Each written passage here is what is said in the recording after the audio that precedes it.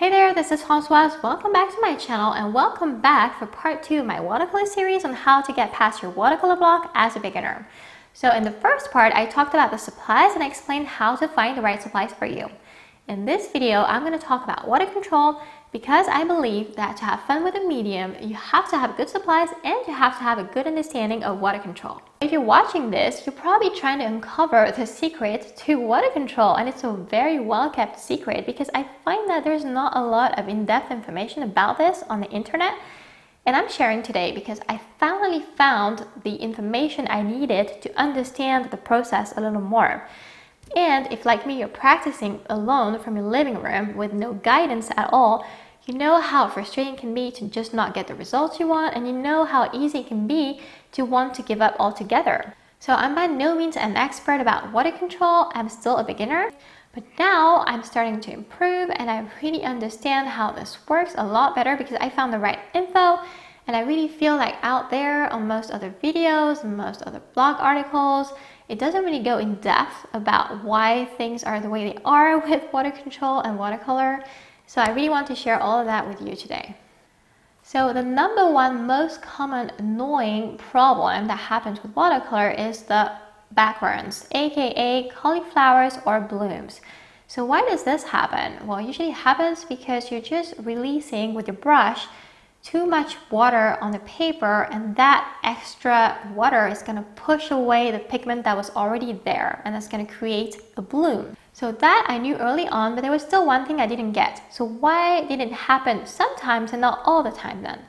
Well, because it depends on how wet your paper is. It's not just the brush. Like if you're working wet on wet and your paper was wet when you started, but it has started to dry even just a little bit, if you're still working with a brush that's just loaded with water the way it was at the beginning, things are gonna happen. So it's really a matter of how wet your paper is versus how wet your brush is. As a beginner, I really had a hard time understanding this because sometimes you think your paper is still wet, but it has started to dry a little bit.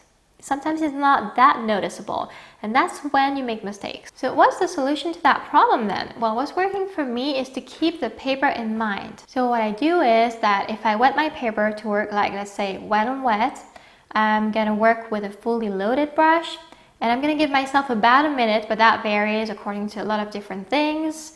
I'm gonna give myself about a minute until I know that it's probably starting to dry, and then if I have to rework anything on it with my brush, I make sure my brush is not as fully loaded as it was the first time. And that has given me satisfying results. The time you allow yourself before you know that your paper has probably started drying already is gonna depend on several things. First, it's gonna depend on your paper, the type of paper it is, how well it retains water. Second, it's going to depend on how much water you applied on it in the first place.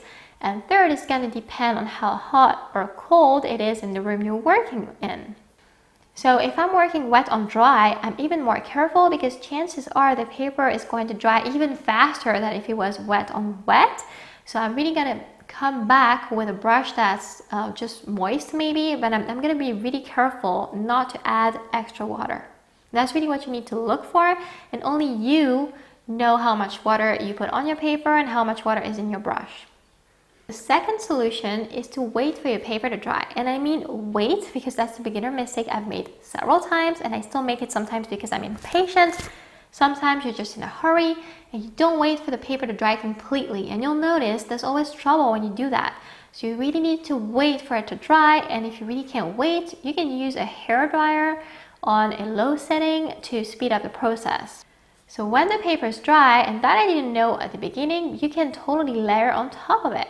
So it's probably a safer bet if you're not sure, if you have trouble balancing the wetness in your brush and in the paper, to just wait for it to dry and just come back on it. So I still experience backburns from time to time. What's happened to me several times was as I was working on one area to drop some water on another area that was just starting to dry, and then the bloom starts happening. So what I did was to soak up the water really fast as possible with a dry brush, and then rework that area with some very dry pigment, or as dry as I could, to not add any unwanted water. And if really I needed to add more water, I just like repainted the whole thing.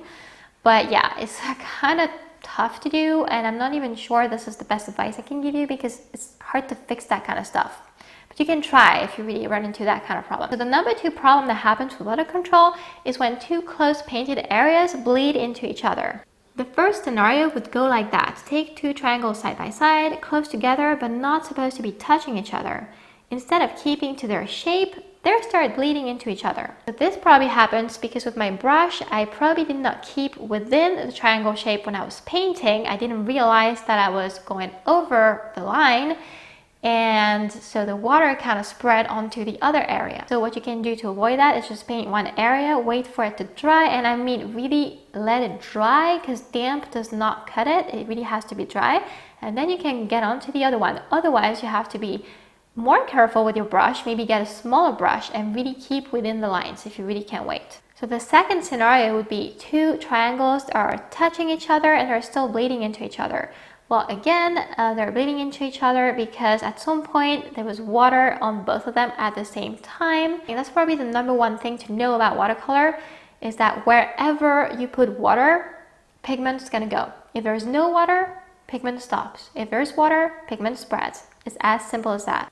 The number 3 most common problem with water control is getting a harsh edge. So when you work wet on dry, it's common to get, well, it's actually normal to get a harsh edge because, like I said before, if there's no more water wherever the brush stops, then pigment is not going to spread. It's just going to stop where you make it stop. But when it's a problem is when it happens on a wet on wet background, let's say, on anything wet on wet. If you get a harsh edge on wet on wet, then it can be annoying. And the matter here really is how to keep the paper wetter longer to make sure that doesn't happen on a wet and wet surface. So how to keep the paper wetter longer is a whole other subject, but it really is the problem here. What you can do is that when you work wet on wet, make sure to wet your paper properly. Make sure to wet it several times without leaving any puddles on it. And if it has texture, you need to use horizontal and vertical motions to get into all the nooks and crannies of the paper. And always make sure there are no puddles, but it's really wet. And then you need to work really fast. When you get a harsh edge, what do you do to fix it?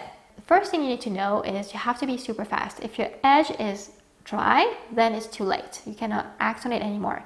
If it's still damp, what you need to do is get a brush that's barely wet, just enough to blur the edges of that harsh edge, and that's it. If you use a brush that's too wet, then again, it's going to push the pigment away and create a bloom.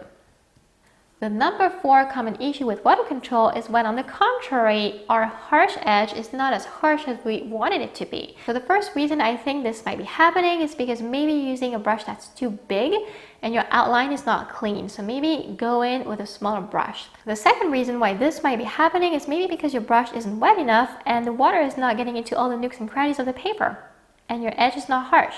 And the third reason is maybe that your paper is too textured and it's really hard to get something like really sharp.